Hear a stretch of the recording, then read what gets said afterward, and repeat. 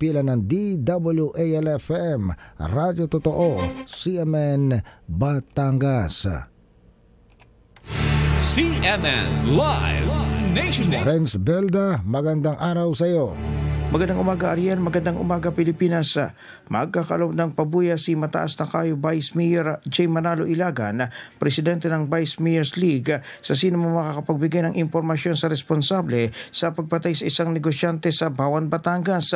Ayon kay Vice Mayor Ilagan, nakahanda siya magbigay ng 500,000 pesos na pabuya sa makakapagturo kung sinong pumatay sa biktima si Carmen Maranan, 73 taong gulang, na may-ari ng Maranan Resort sa Barangay Durungaw. Nais ni Ilagan na mapabilis ang paghuli sa killer nitong si Maranan na naliligo sa sariling dugo ng matagpuan ng kanyang mga anak. Sa report ng Bawan PNP, nabatid na may sugat sa ulang biktima, para tandaan na hinampas ito.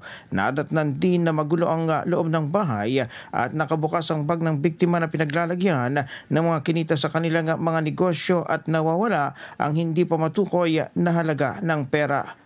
Mula sa DWALFM 95.9 Radyo Totoo, ito si Renz Belda ng CMN Batangas, nag-uulat live para sa CMN Pilipinas. CMN Live Nationwide.